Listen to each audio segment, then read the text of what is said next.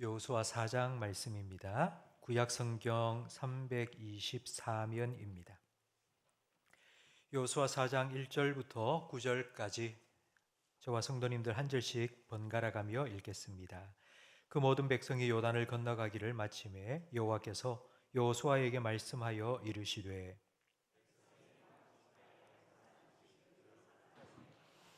그들에게 명령하여 이르기를 요단 가운데 제사장들의 발이 굳게 선 그곳에서 돌 12를 택하여 그것을 가져다가 오늘 밤 너희가 유숙할 그곳에 두게 하라 하시니라.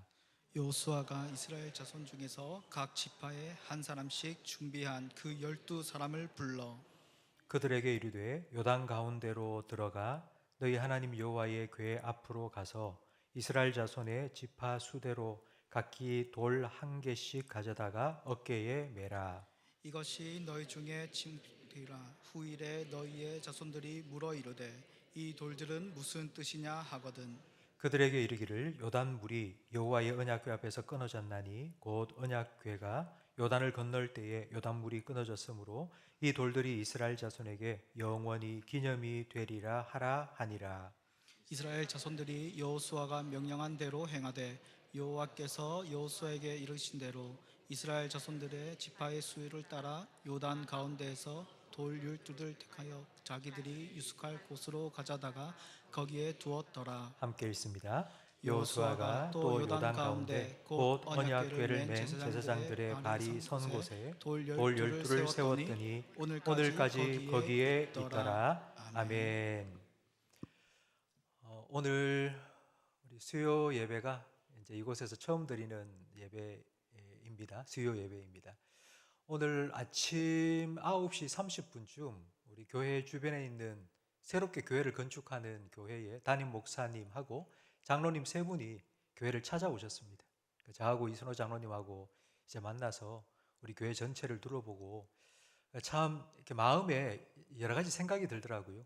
우리가 입당한 지 3일밖에 안 됐는데 우리 교회 와서 교회 건축을 어떻게 했느냐 물어보고 우리도 하려고 하는데 좀 도와달라고 그런 말을 들으면서 참 감사하기도 하고 좀 신기하기도 하고 좀 그런 마음이 들었습니다. 우리 모든 성도님들께서 이 교회에 오셔서 이곳에서 예배 드릴 때마다 우리가 지난 주일날 느꼈던 그 기쁨이 그 감사가 계속하여 유지될 수 있기를 예수님 이름으로 축복합니다. 가나안으로 들어가는 이스라엘 백성의 발걸음을 제일 처음 막아선 것은 철제 무기로 무장한 가나안 족속들이 아니었습니다. 이스라엘 백성의 첫 번째 전투는 여리고성 전투가 아니었고 바로 요단 전투입니다. 그들을 제일 먼저 막고 있었던 것은 요단 강이었습니다. 하나님께서는 제사장들이 언약궤를 메고 요단 강에 발을 딱 들여놓으면 물이 딱 끊길 것이고 그 가운데로 건너가라고 말씀하셨습니다. 그러니까 요단과의 전투는 믿음의 전쟁이라고 할 수 있습니다. 그렇게 요단을 믿음으로 건넌 이스라엘 백성은 진짜 하나님께서 우리와 함께 하시는구나 라는 확신으로 사기가 충천했을 것입니다. 그 기세를 몰아서 첫 번째 성인 여리고성으로 막 돌격해 나갔다면 쉽게 여리고성도 무너뜨릴 수 있지 않았겠습니까마는 하나님께서 요단강을 건너자마자 또 하나의 명령을 여호수아에게 주셨습니다. 오늘 1절 말씀을 다시 한번 화면을 보며 읽겠습니다. 그 모든 백성이 요단을 건너가기를 마침에 여호와께서 여호수아에게 말씀하여 이르시되 백성의 각 지파에 한 사람씩 12사람을 택하고 그들에게 명령하여 이르기를 요단 가운데 제사장들의 발이 굳게 선 그곳에서 돌 12를 택하여 그것을 가져다가 오늘 밤 너희가 유숙할 그곳에 두게 하라 하시니라. 아멘. 하나님께서는 여호수아에게 요단을 건너가면서 그냥 건너지 말고 그 요단 강 안에 있는 돌을 한 지파에 하나씩 가지고 와서 이제 가나안 땅에서 첫날 밤을 보낼 그곳에 돌을 세워라 말씀하셨습니다. 이 명령을 들은 여호수아는 좀 더 구체적으로 이스라엘 백성에게 지시하는데 5절 말씀도 함께 읽겠습니다. 그들에게 이르되 요단 가운데로 들어가 너희 하나님 여호와의 궤 앞으로 가서 이스라엘 자손들의 지파 수대로 각기 돌 하나씩 가져다가 어깨에 메라. 요단 가운데로 들어가서 제사장들의 언약궤 앞에 가라. 이 말은 지금 이스라엘 백성들은 다 요단강을 통과했습니다. 다 빠져나왔습니다. 그런데 제사장들은 언약궤를 맨 채로 요단강 중간에 계속 서 있습니다. 다 나간 이스라엘 백성 중에 12명, 각 지파에 한 사람씩 12명을 다시 강으로 돌려보내서 언약궤를 들고 메고 있는 제사장 옆에 있는 돌 하나씩을 가지고 오는데, 그냥 요만한 돌 하나 주어오라가 아니라 어깨에 맬 정도의 돌이라고 아주 구체적으로 지시를 했습니다. 이만한 돌을 어깨에 탁 메고 나오라는 것입니다. 왜 하나님께서 이런 명령을 내리셨는지 6절 말씀에 나오는데요, 이것이 너희에게 표징이 된다고 말씀하셨습니다. 그러면 이 돌이 표징이 된다는 것은 어떤 의미일까요? 7절 말씀이 설명을 해주고 있습니다. 우리 7절을 함께 읽겠습니다. 그들에게 이르기를 요단 물이 여호와의 언약궤 앞에서 끊어졌나니 곧 언약궤가 요단을 건널 때에 요단 물이 끊어졌으므로 이 돌들이 이스라엘 자손에게 영원히 기념이 되리라 하라 하니라. 표징이라는 것은 기념하도록 만드는 것입니다. 그러니까 기억하게 만드는 것입니다. 성경에 나오는 대표적인 표징 가운데 하나가 무지개입니다. 홍수 심판을 다 하신 후에 하나님께서는 다시는 물로 온 세상을 심판하지 않겠다고 약속하시면서 그 약속을 내가 반드시 이룰 것이라는 표징으로 무지개를 나타내 주셨습니다. 그러니까 그 무지개를 볼 때는 우리가 하나님의 언약을 다시 기억하게 됩니다. 그래, 비가 이렇게 홍수처럼 많이 쏟아져도 다시는 노아 홍수 같은 그런 심판을 하나님께서 하시지 않겠다고 약속하셨지, 그 약속을 다시 기억하게 만드는 것이 표징입니다. 여러분에게는 이런 표징이 있습니까? 꼭 신앙적인 것이 아니어도 괜찮습니다. 여러분은 과거에 여러분에게 일어났던 아주 중요한 어떤 일들, 그런 일들을 기억나게 만드는 표징이 여러분에게는 있습니까? 어떤 분은 결혼한 지 10년, 20년이 지났는데도 결혼 반지를 끼고 계시는 분이 있습니다. 저는 없는데요. 결혼 반지를 보면 내가 사랑하는 그 사람과 검은 머리 팥불이 될 때까지 사랑하겠다고 다짐했던 그 언약을 다시 기억하게 됩니다. 부모님께서 물려주신 유품이 있다면 그 유품을 볼 때마다 부모님을 기억하게 됩니다. 우리 성도님 중에 한 분은 심장 수술을 하셨어요. 그래서 심장에 이런 큰 흉터가 있는 거예요. 가운데를 갈라낸 개복한 흉터가 있는데, 목욕을 할 때마다 그 흉터를 보면서 하나님께서 나를 살려주셨다는 걸 기억하고, 지금 내가 살아가는 건 하나님의 은혜로 덤으로 살아가고 있다는 것을 볼 때마다 기억한다고 말씀하셨습니다. 바로 이런 것들이 표징입니다. 하나님께서는 이스라엘 백성을 범람하는 요단강 마치 마른 땅처럼 건너가게 하셨습니다. 그런 하나님의 놀라운 구원의 은혜를 기억하기를 원하신 것입니다. 가나안에 들어가서 살 때에도 요단강을 마른 땅처럼 건너게 하신 하나님이 지금도 우리와 함께 하신다는 것을 기억하며 살아가기를 원하신 것입니다. 그래서 12돌을 요단강 속에서 들고 나와서 어깨에 메고 와서 가나안 땅, 너희가 첫날 보내는 그 가나안 땅, 그게 세워두라고, 기념비로 세우라고 하나님께서는 명령하신 것입니다. 그런데 여기에서 한 가지 문제가 있습니다. 지금 요단강을 마른 땅처럼 건넌 세대는 지나갈 것입니다. 그들은 지나가고 그들의 다음 세대들이 태어나게 됩니다. 요단강을 건너고 한참 후에 태어난 그 다음 세대들은 과연 어떻게 이 요단강을 건넌 일들을 기억할 수 있을까요? 그래서 하나님께서는 그 요단강 가운데서 돌을 메고 나와 세우라고 명령하신 것입니다. 그 돌을 세운 가나안 지경 그 첫 성이 어디인지 오늘 본문 20절 말씀에 나오는데요. 그 20절에 보니 길갈에 세웠다고 기록되어 있습니다. 이 길갈이라는 곳은 좀 특수한 지역입니다. 길갈이 어떤 곳인지 사사기 3장 19절 말씀을 함께 읽겠습니다. 자기는 길갈 근처 돌 뜨는 곳에서부터 돌아와서 이르되 왕이여 내가 은밀한 일을 왕에게 아뢰려 하나이다 하니. 길갈 근처가 어떤 곳이죠? 돌 뜨는 곳. 돌 뜬다는 말은 돌을 쪼아내서 돌을 채취한다는 말입니다. 돌을 채취하는 장소를 우리가 채석장이라고 하죠. 길갈은 채석장입니다. 돌이 아주 흔한 곳입니다. 돌이 천지사방에 널려 있습니다. 그런데 이렇게 돌이 많은 길갈에 또 요단강에서 메고 온 12돌을 세워 놓으라고 하나님 명령하신 것입니다. 왜 그럴까요? 돌이 천지인데 왜 거기에 또 12돌을 더 세우란 말입니까? 왜냐하면 채석장에서 캐낸 뾰족뾰족한 돌이 아니라 오랫동안 강 속에서 구르고 굴러서 깎여 동글동글하게 된 돌, 그 강바닥에 있던 돌을 메고 와서 세워 놓으면 도대체 이 돌은 왜 여기 있는 거예요? 아버지, 엄마, 왜 저 강 속에 있어야 될 돌이 왜 여기에 튀어나와 있는 거예요? 뭐 때문이에요? 라고 자녀들이 묻게 된다고.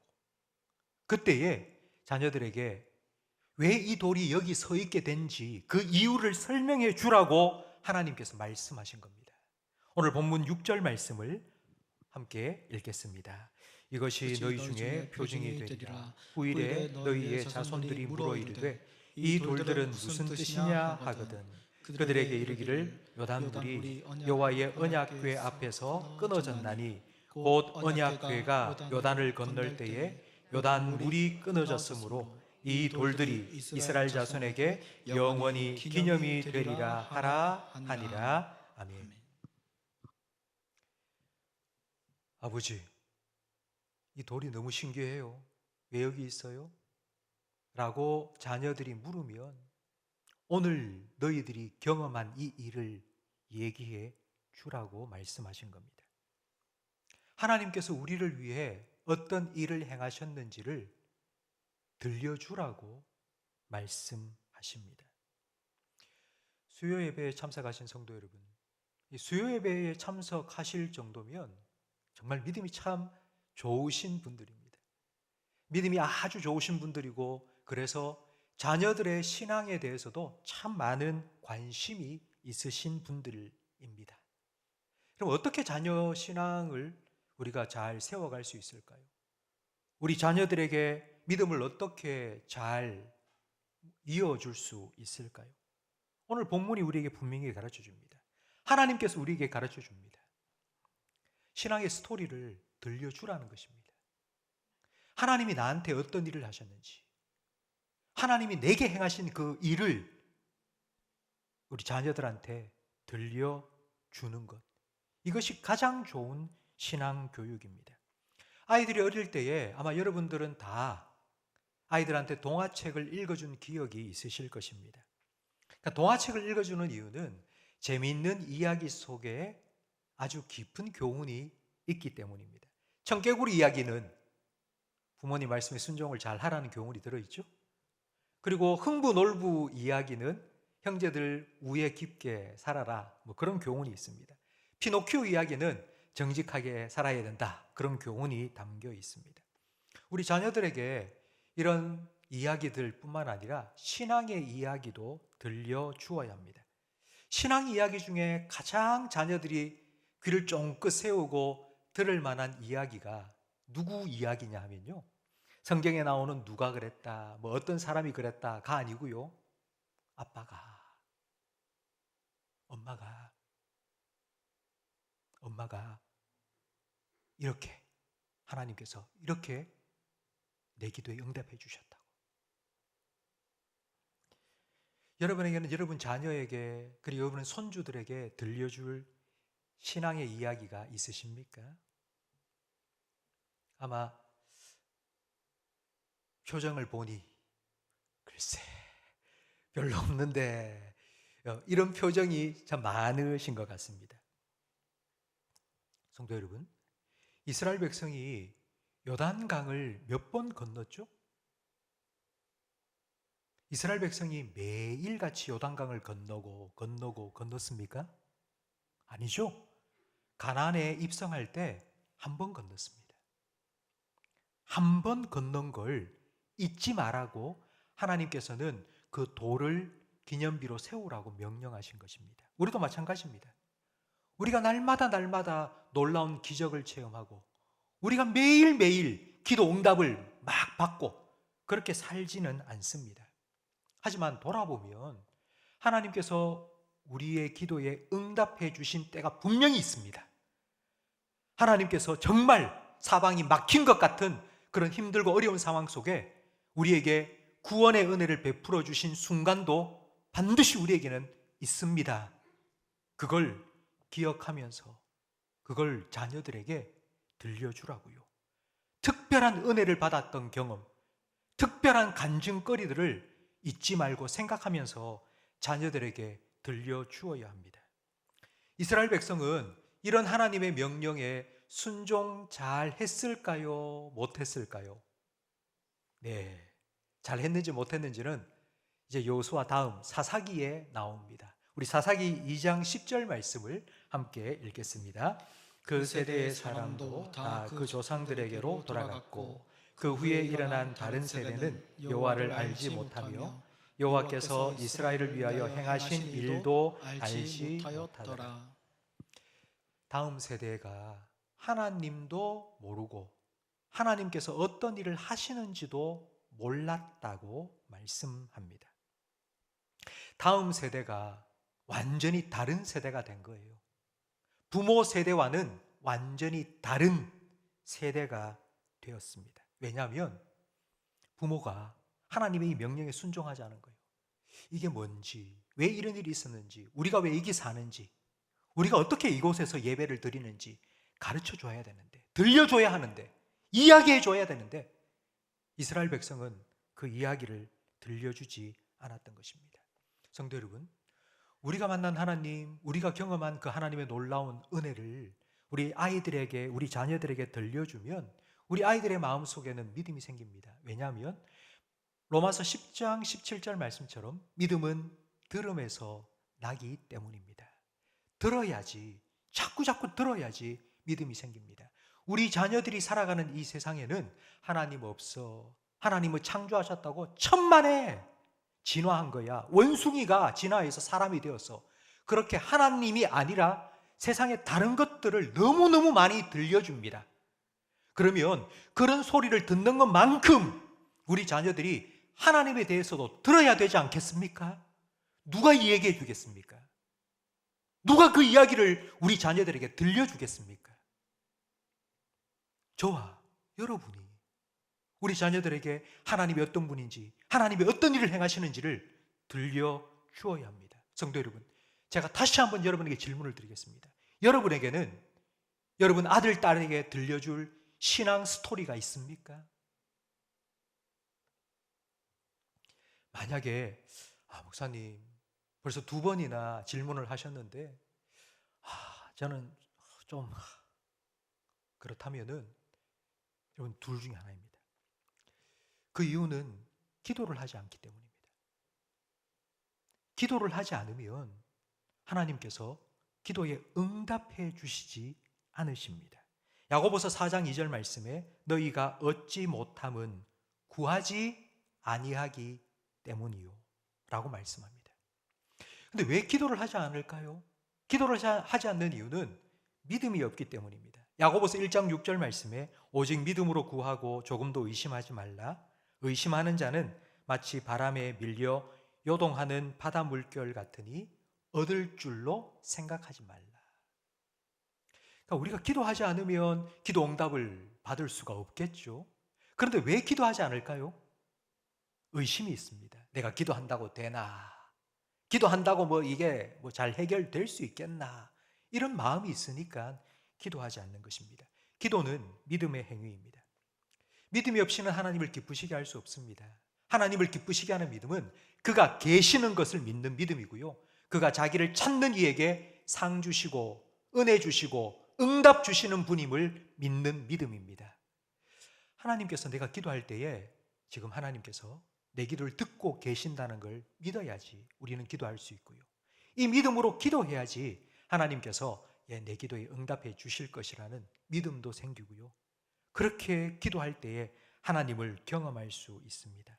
성도 여러분, 여러분의 삶에, 그리고 여러분의 자녀들의 삶에, 그리고 여러분의 가정 가운데 하나님의 살아계시는 분명한 표징들이 하나 둘 세워지기를 예수님의 이름으로 축복합니다. 그러기 위해서 여러분 자녀들과 함께 하셔야 됩니다. 유아 세례를 줄 때에 제가 자녀를 안고 앞에 선 성도님들에게 질문을 합니다. 문답을 합니다. 그 문답 중에 하나가 이겁니다. 여러분은 이 자녀를 위하여서 기도하고 이 자녀와 함께 기도하시겠습니까? 이게 표준 문답서에 나오는 유아 세례 문답 질문입니다. 여러분은 이 자녀를 위해서 기도해 주는 것뿐만 아니라 이 자녀와 함께 기도하겠느냐고. 우리 자녀들은, 지금 우리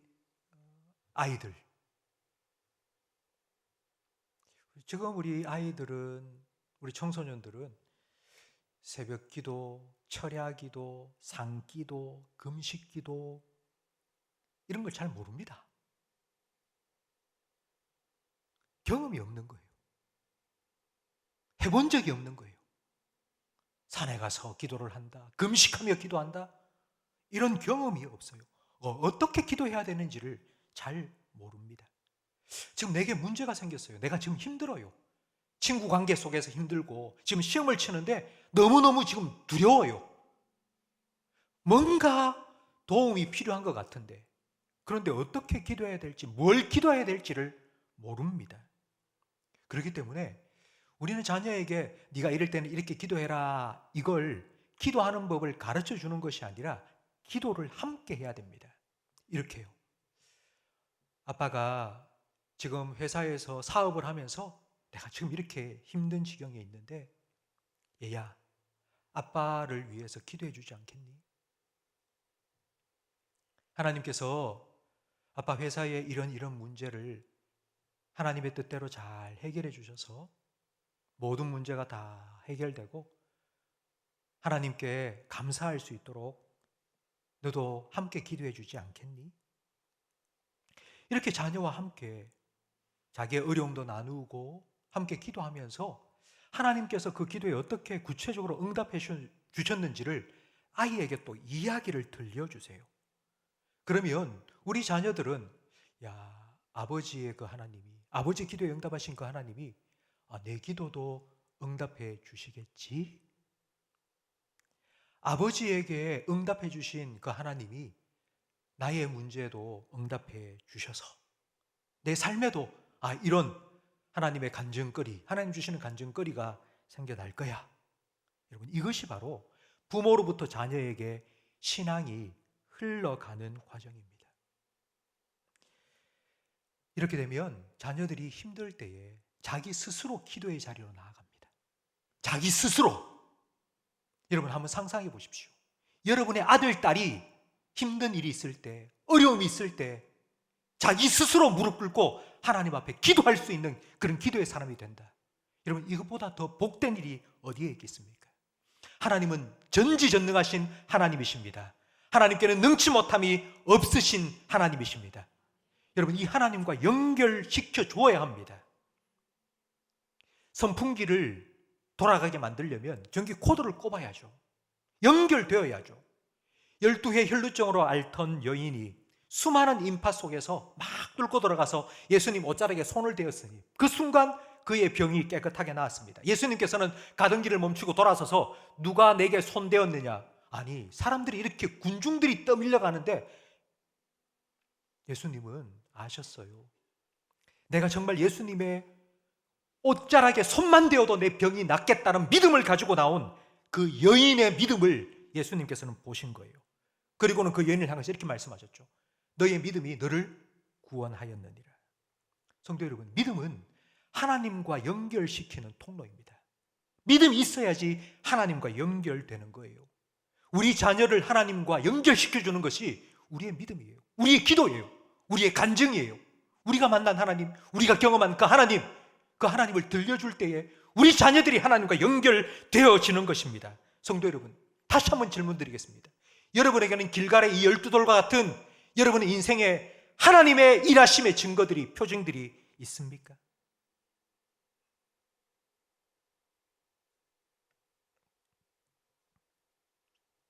여러분, 지금 딱히 목사님 생각이 아직도 잘 안 나는데요 하시는 분이 혹시라도 계신다면 9절 말씀을 함께 읽겠습니다.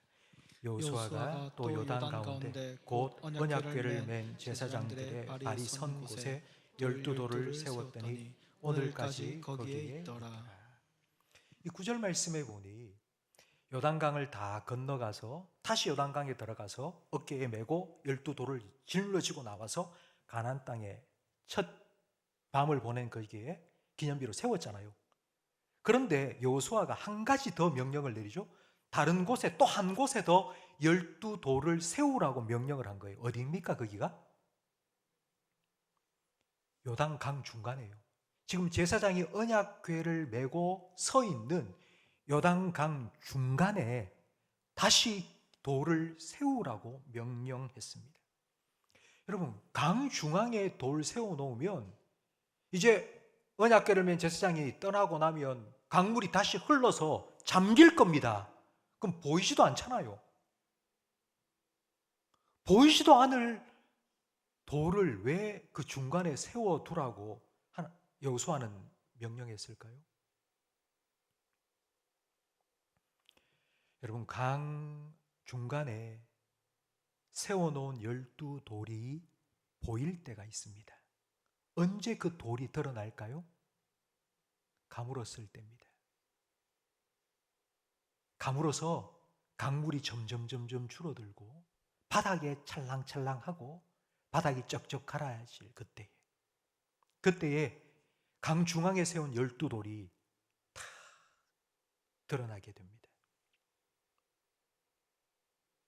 우리의 인생이 늘 성령 충만하고 은혜 충만하고 응답이 막 쏟아지고 그런 인생이 아니지 않습니까?